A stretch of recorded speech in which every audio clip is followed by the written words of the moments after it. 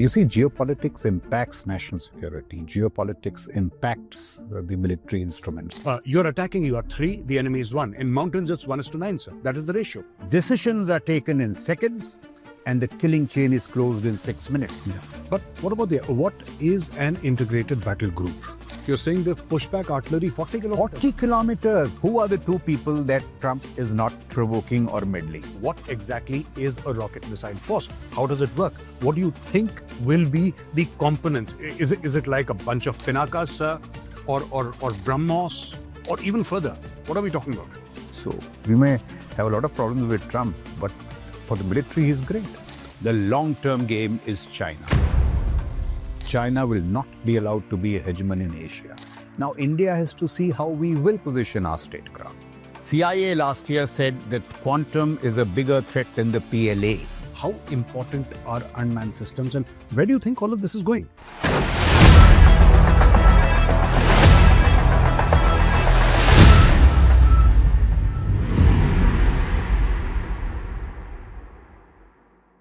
Jai Hind, ladies and gentlemen, I'm Major Gaurav Arya and you're watching Open Collar. The Indian Army is undergoing massive transformation, and to discuss this transformation, I have with me Lieutenant General Raj Shukla, his former GOC&C Army Training Command. So Jai Hind, and a very warm welcome to Open Collar, sir. Thank you, Gaurav. Congratulations on your new program. Happy New Year. Happy New Year, sir. And Republic Day is around the corner, so happy Republic Day. Absolutely, sir. Sir, my question is that there is a radical change going on in the Indian Army, sir, whether it is doctrine, weapon platforms, etc. So my question to you is, sir, what is the geopolitical trigger for this change? Or are there geopolitical triggers for this change? Are there internal triggers for this change? Because suddenly everything is changing. It's not the same army. I mean, the doctrine is different. Weapon platforms are different. Spirit remains the same. I'd like your comments on this, please. So 2 things, Gaurav, we should never change. Spirit and ethos. That's, I think, one of our high points. Sure. So spirit and ethos must be constant. And on top of that, we must craft all the change that is possible. And especially, as you pointed out, you see, geopolitics impacts national security. Geopolitics impacts the military instrument. So it is extremely important. So just let me try and, sketch it out for you. There was always this swivel in geopolitics, from economics to national security. Look at the way defense budgets are being stepped up. People are now talking 5%, $60 billion, 160 billion euros, Japan. I mean, that's the talk everywhere. And on top of that, you now have the Trump bazooka. I mean, he's really a bazooka. Look what he's done. Look at his compact with the military. He asked Dan Kane, what should our budget be? Dan Kane said $975 billion. He said, why not $1 trillion? I mean, see, we may have a lot of problems with Trump, but for the military, he's great. And then he said $1.5 trillion. For the Golden Dome, he's pledged $3.2 trillion by 2028. And where is the money coming from? He claims that the tariffs have already raked in, or people have pledged $18 trillion. तो अगर $18 trillion आ रहे हैं, उसमें से $1.5 trillion for the military is small change. But he also holds them to account. Absolute resolve, no excuses. Go and get Maduro. Did they get him out? They did. Again, now the Abraham Lincoln is positioning itself for a possible strike on Khomeini. So he used the tariffs as a security instrument, and he is using the military to underwrite the dollar. Venezuela में जब उसने किया, what were his problems with Maduro? 2 things. Last October, Maduro started getting into talks with Russia for missiles to target the American heartland. That is something which is a red line. And secondly, he started talking of de-dollarization. The problem was not so much his trading oil. US doesn't need oil, but he started talking of oil in non-dollar terms. So Trump is saying this is our hemisphere, one message, and the other is that the dollar is there to underwrite the world's economy. So look what the military instrument is doing as part of statecraft. So we must keep that as a backdrop. And I've studied the national security strategy very carefully. My understanding of the national security strategy, American national security strategy, is this: of course, the Western Hemisphere, no Chinese, Russian influence here, but the Western Hemisphere is being strengthened merely to project power into the Indo-Pacific. The long-term game is China. China will not be allowed to be a hegemon in Asia. Now, India has to see how we will position our statecraft. And if the military instrument is getting so important, should we not look at increasing our own defense spending? I hope the budget is around the corner. I'll be looking for 3%, 4%, 5%. We just need to do it. Now, if all this happens, we also need the military instruments to transform. In that sense, the IBGs, what is that talk of Rudra, Bhairav, and Shaktiban, these are good transformations. We'll speak of them. But these transformations are tactical and operational. The strategic military transformations, we'll need budgets, we'll need theater commands, we'll need unmanned systems. So one part of the transformation is very good. The other part needs to happen. And 2026 may be a good year to supercharge the transformation. If Trump is supercharging the geopolitics, let us supercharge the transformation. Sir, I would like to talk to you about IBGs first, sir. Yeah. And we'll talk about the Rudras and the Bhairavs and other things also, Shaktiman also. Yeah. But what about what is an integrated battle group? So see, the integrated battle group is actually a conceptualization of Bipin Rawat. I was an army commander then. Sure. When the Chinese started using these combined armed brigades, so the divisions were looked at as blunt, lumbering instruments, not mobile enough, not deployable enough. They said, ki bhai, integrated battle group, where you have a healthy mix of infantry, armor, artillery, mech, and you also give them the resources that they need, like sensors, drones, more artillery. So it is an integrated battle group. It is self-sufficient, it is autonomous, and it doesn't constantly have to look big. Is it a replacement for the strike corps? Now I'll tell you. So the IBG, one of the IBGs is part of the Mountain Strike Corps, and that's public knowledge. So the 17 Corps, which was the Mountain Strike Corps, uska kaam ye tha to, the logic was that we've been defensive for very long. Now, if we get into a conflict with China, let's take the offense to China. So the IBGs, the Mountain Strike Corps, was to operate across the LAC. And of course, be enabled by, attack hepters and all that kind of stuff. So the IBGs, one is being created for the Eastern Theatre, one for the Western Theatre, which will integrate all your resources, be resourced by even greater resources when they come, like aviation, so on, and self-propelled artillery and all that. And you will have one such instrument in the Eastern Theatre, one such instrument in the Western Theatre.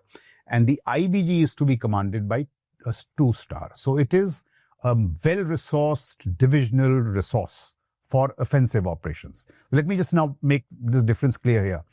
IBG is for offensive poise. Rudra is to quicken your reaction. So if there is a terror strike at the brigade level, you can respond further, quickly, either on the Western front or on the Eastern front. And Bhairav is light commandos. We'll go to the details of it, but the differentiation is this. Sure. IBG 2-star, Rudra 1-star, and light commando battalions are by lieutenant colonels. And the purpose, offensive poise, quick reaction, and special forces in the grey zone. Now, sir, regarding this Rudra Brigade, you also mentioned it in your last answer, sir. Yeah. Now, a Rudra Brigade is supposed to be a composite, all arms sort of a brigade. So now, you get people from, let's say, Kumaon or Marathas or Sikh or Gurkhas, etc., in any regiment. And then, of course, you have an element of armor, mech forces, you have an element of artillery. You also have an element, or you'll have to have an element of engineers, sir. You'll have to have an element of signals, etc. So it is a unified, self-sustained fighting unit. My question is, it's still a brigade, and it's still around 3,000 soldiers. Is a brigade enough? Where is that critical mass? I mean, if you attack, we have heard always, sir, and that is the classical thought that we have been taught in the academy and also in various courses, sir, in the army, that it is always 1:3 in modem, sir. So you attack in plain areas, it is you're attacking, you are 3, the enemy is 1. In mountains, it's 1:9, sir. That is the ratio. Is it enough? So see, I think it is enough, and I'll tell you how. What are you doing? You are just overcoming the challenges of mobilization. You are having one brigade which is in a higher state of readiness. So say a pivot core, I've commanded a pivot core. Sure. There is enough offensive potential that can be unlocked within a pivot core. So say within a pivot core, can I not identify a brigade, call it the Rudra Brigade, resource it slightly better, keep it in higher states of readiness, higher states of training, so that when there is a terror attack, we can do something quicker. So I mean, this is, I think, what it is entirely possible. So IBGs have been created for offensive poise. Rudras are for quicker reaction. And what are you saying? One brigade out of a pivot core and all, why is it not possible? It is in higher states of readiness, that's all. It's absolutely possible. So I look at how, what you are saying, 1:3, 1:6, that was, when we had the luxury of long mobilizations, then going into a conflict. Today, when a terror attack happens, you have to do something perhaps immediately. Yes, sir. So in that sense, we have to show far greater agility. But yes, the edifice should not change. We spoke of that ethos and all right at the beginning. But one brigade from a pivot core, it's entirely possible. So that's what we're looking at. This is like a gun, sir, round in the chamber, locked and cocked. I think better put. Yeah. Loaded and locked. As Trump said it. Yes, sir. Loaded and locked, sir. I'd like to now draw your attention to the Bhairav battalions. Now, these are supposed to be light commando battalions. Yeah. And a new concept in the Indian Army. So we had the Ghataks at the infantry battalion level, sir. So we had a Ghatak platoon. I think we still do, sir. And then you had the para-SF people, sir, who were, deep into enemy territory and, taking out commanders and vital installations, etc. They have their own role. Where does the Bhairav come into it? What does the Bhairav do, sir? They say it's a link between an infantry battalion and a SF battalion, sir. But what do you mean link, sir? Okay, so this is, I think, interesting question. Look at the Delta Force in Absolute Resolve, what it delivered as a special force. Sure. In our case, we also have special forces, but in my view, we have somehow underemphasized their role always. We have not been too very adept in employing special forces. So see, what is the problem today? The special forces generally get handled at the army level. They are the army commander's resource. Now we went and committed many of these special forces to CI operations. That was also a need, but that is not their actual role. Yes. The other thing that has happened with special forces is that SF are primarily for recce, reconnaissance and surveillance. Now much of that stuff is being done by gadgetry, by instruments, UAVs and so on and so forth. So the whole issue of SF is being given a relook. And now the SFs in many theaters have been given to corps commanders. But if you need additional forces of this kind to operate in the grey zone, then what options did we have? We had Ghataks at the battalion level. Then people started brigading those Ghataks, which was a kind of special force capability, which is more potent, better resourced, not so traditional in its employment. But that was generally at the brigade level. Now what they have done is, say, between the SF, let me say, the Rudra is a SF resource in the hands of the divisional and the corps commander. And how is it being resourced? From all the regiments, say Sikh regiment, you're just taking 2 companies. It is going to be commanded by a lieutenant colonel. Sure. So I think it is one way of looking at it is that the Ghatak potential in the battalions, which was of a very high order, you are now creating the same potential out of a whole regiment, resourcing it better and putting it under a lieutenant colonel. I think younger officers, younger command is just the right way. And in the larger sense, I think the chief is giving all his divisional and corps commanders an SF capability which can operate in the grey zone, is also in conventional conflict. So it appears to be a smart idea, but all these smart ideas have to be taken, to the ground. Sure. In some, and I wonder if you're not going to ask me, let me Shaktiban. Shaktiban is now artillery units which are going to operate in drones and the CA, counter air CAS domain. So drones, what kinds of drones? Swarms, loiter, kamikaze, all being combined. So artillery is now no longer about firepower alone, but also unmanned systems. So I think the Indian Army is thinking pretty well now. Commando capacities, offensive poise, quicker reactions, and even drones and IBGs. And if I may just take a, take a strike at the other two services, the Army seems to be thinking with greater agility than the Air Force and the Navy. At least some ideas are coming out. Sir. And all these four, Sir. conceptually, you can't find fault with them. Sir. Because we are supposed to be agile, and I think we are reacting to the challenges. But they also need to be, what shall I say, serviced better with resources. What kind of drones do you get? How potent are they? How laced are they with technology? So that kind of stuff will have to. Even the SF battalions, you look at this absolute resolve. Look how they own the night. Now, do we have those kind of night vision goggles, augmented reality for our soldiers? Why not? So if all this can be, given aviation assets are very important. Sure. So if we do all that, I think these are good ideas. So Operation Sindoor proved that, standoff, classically we call it standoff. So we didn't cross the border. Yeah. We fired our missiles and everything from Indian airspace or Indian territory, yet managed to cause a huge amount of hurt and damage to Pakistan. So whether it's airfields or various terrorist infrastructures that were in Pakistan at that point in time. So we managed to do that. So unmanned systems, you mentioned unmanned systems in your previous answer, sir. My question is, further I'd like you to elaborate, sir. How important are unmanned systems and where do you think all of this is going? Because I spoke to various Air Force officers and this whole thing about squadron strength, you must have 42 squadrons or you must have 65 or 55, etc., etc., etc. Now, people are saying that maybe a missile can do at least 20-30% of the stuff that an aircraft can do. This is not to take away anything from the pilot.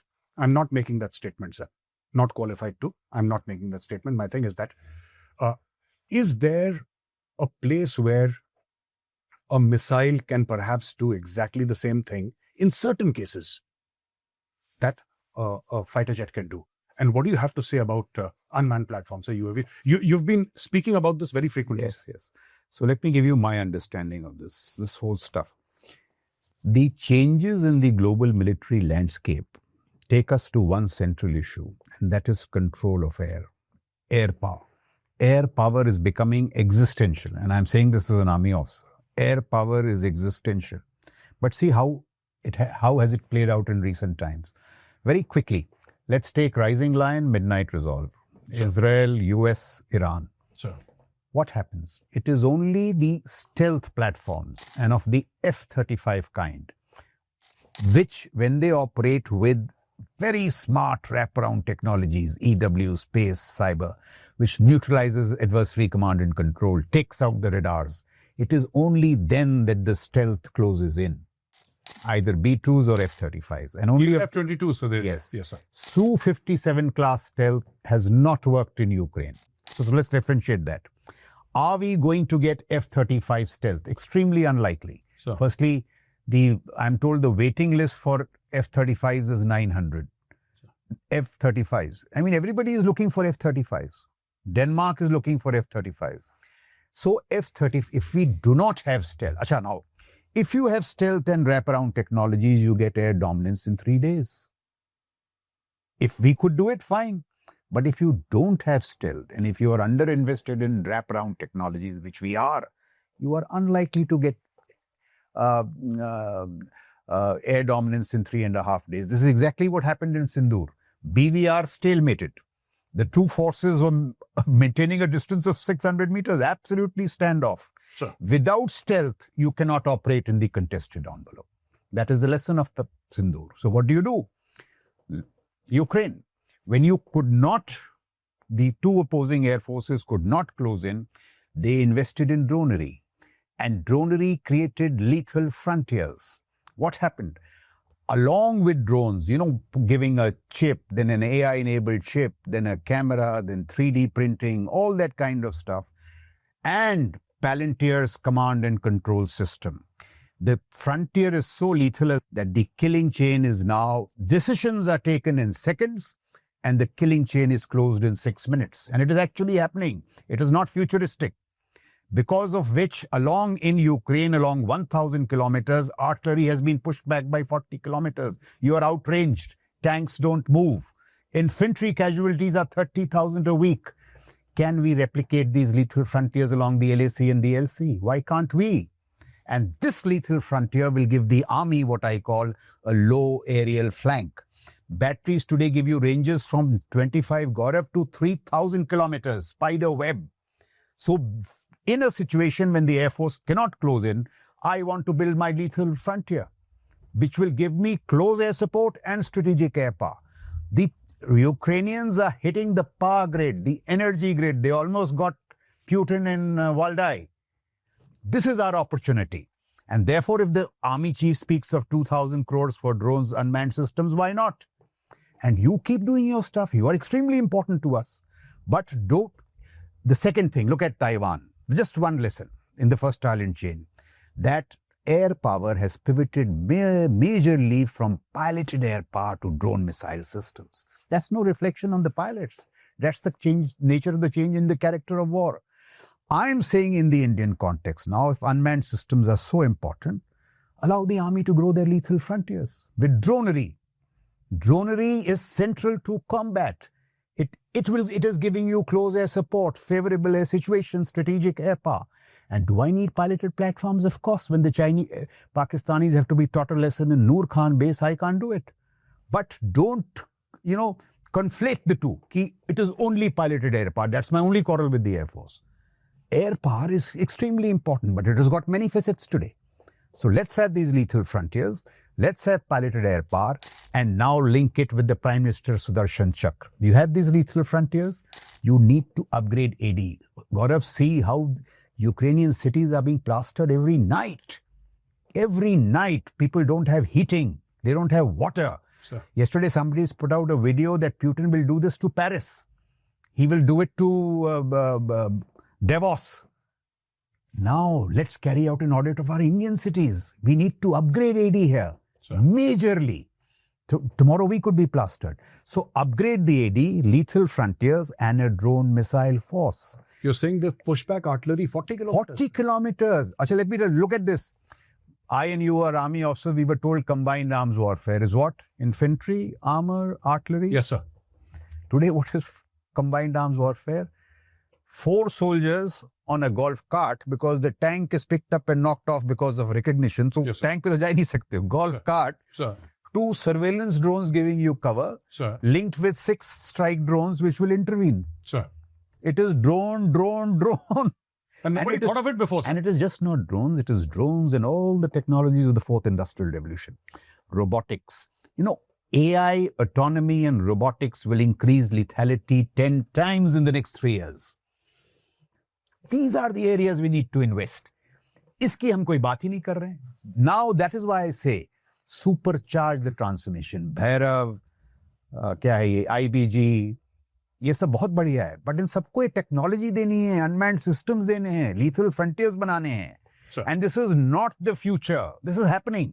This is happening today, sir. Today. People are doing it. बिल्कुल. तो ये अगर हम करें unmanned systems, certainly. Absolutely, sir. There is something else that people are doing today. And the Chief of the Army Staff spoke about this. General Dwivedi was very upfront. He says rocket missile force.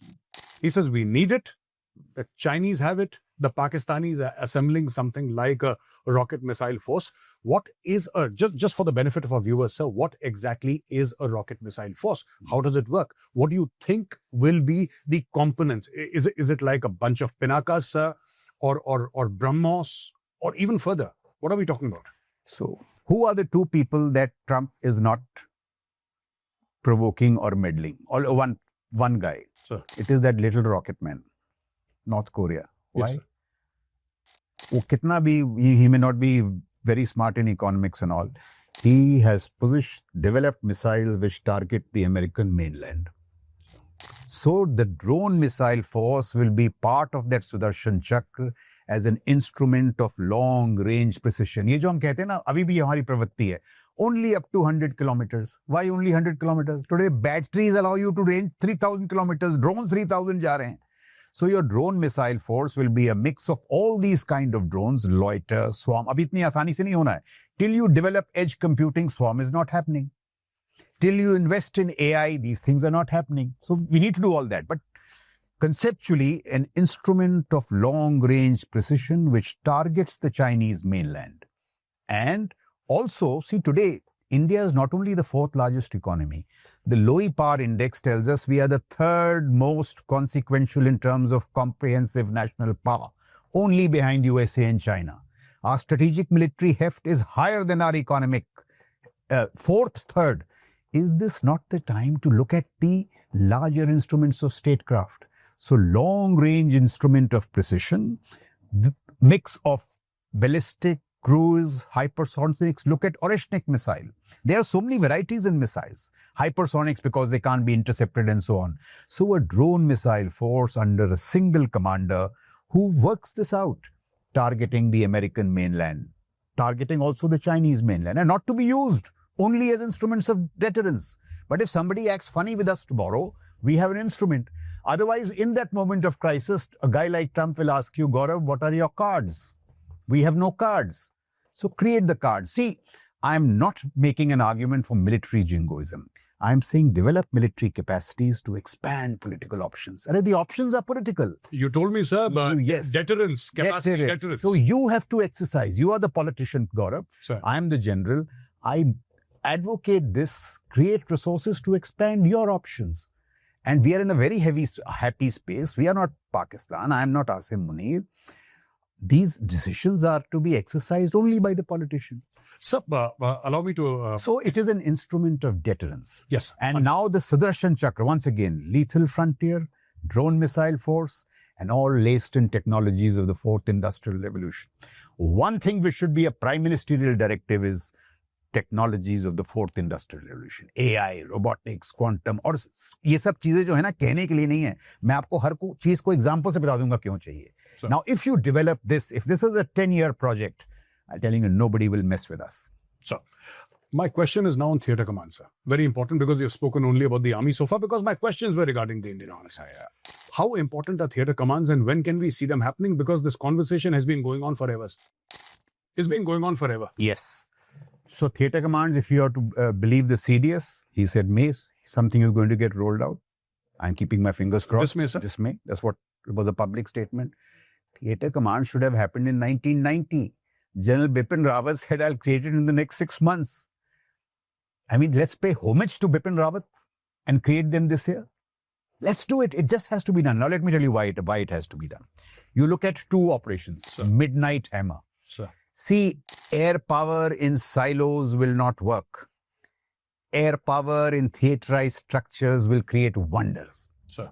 So, not 114, you please buy 200 Rafales, but put them into these theatre commands. What are these theatre commands? So, look what happened in Midnight Hammer. Sir. First, the Space Command maneuvered the orbits of the satellites and positioned them uniquely to carry out those strikes. Sir. In our case, what will happen? Unless Space Command becomes a war-fighting command, it cannot be left to ISRO and to DRDO. उनका काम ही नहीं है यार, उनका काम exploration है. वो शुभांगु शुक्ला को मून पे भेजेंगे और जहां भी भेज रहे हैं. Military capacities have to come from the Defense Space Agency, upgraded to a Space Command, war fighting. तो वो position करती हैं. Then your B2s come from your Stratcom. The Eurocom provides fighter assets, fighter escorts.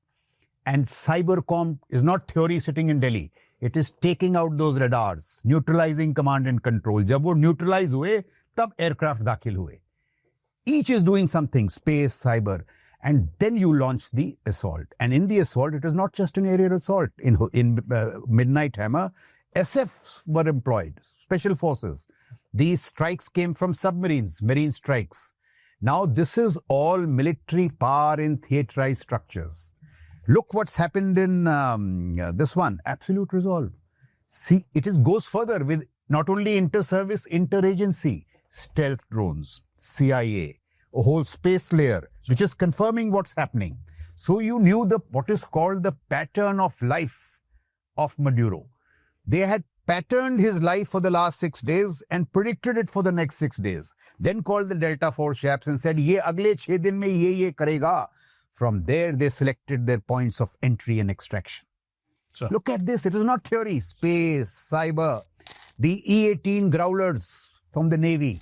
Can you imagine 150? Gaurav Arya, you are military men. Sir. And not on a lighter note, you send 100 people to exercise 6 hectares in peacetime. They will crash into each other. Kuch to hota hai. Sir. Here, 150 aircraft, everything orchestrated in such a brilliant fashion. And Maduro was in a military compound. It is like the political leader in Delhi can't. वहां से आपने उसको निकाला. It all happened because of years of organizational cohesion, structural changes, cultural changes, digital connectivity. It is not that for one fine day you will operation होगा, आप शाम को बैठेंगे एक मीटिंग में कोऑर्डिनेट करेंगे और कल लॉन्च कर देंगे. 500 लोग को लॉन्च करेंगे, 100 मर जाएंगे. These are the consequences of not theaterizing. It is not theater commands. It is a whole change of mindset. Yes. That the Air Force, Army, Navy by themselves are unimportant. Sure. The agencies by themselves are unimportant. Everybody together. It is CIA, stealth drones, everybody possible. Sure. This is the whole concept of theater commands. So, military quantum mission policy framework. This is something that was released by General Anil Chauhan, the CDS. Yeah. What does it mean? I saw that. I was delighted. See, quantum also, the technology after AI is quantum. So somebody said that, a mathematical problem which the world's fastest supercomputer will take 100 years to solve, a quantum-enabled computer will solve it in 180 seconds. And it is round the corner. What is it, you'll ask me, what is it doing practically? Sure. In a GPS-denied environment like in Ukraine, quantum works. CIA last year said that quantum is a bigger threat than the PLA. Commercial encryption has already been breached by quantum. Sure. Military encryption may be breached by quantum. So, it is these technologies, GPS-denied environment. In the marine space, there are a whole lot of applications of quantum. The first MOD has given an order to a quantum startup, Rajat Sethi. Very good news. Sure. Now, this, if we are looking beyond AI, it is a very welcome step. But ultimately, it is not quantum AI by themselves. It is all these technologies of the fourth industrial revolution which the Indian military should invest in. And I tell you, Gaurav, we have a great ethos. We have great regiments. We have great squadrons. We have great fleets. If we do these structural, cultural changes, we'll become a world-class military. And that is exactly what we should do. On the back of this Bhairav and all this stuff, these larger transformations, theater commands, defense budgets, technologies, we'll become a global military. And I keep saying, give the Prime Minister the instrument that he deserves so that he can weave it into his statecraft. Sure. And the nation, the military that it deserves once again. Sure. Absolutely. Thank you so very much for joining us. Thank you, ladies and gentlemen, for watching this wonderful and lovely episode with Lieutenant General Raj Shukla. I'll see you again with another special guest. Till then, Jai Hind.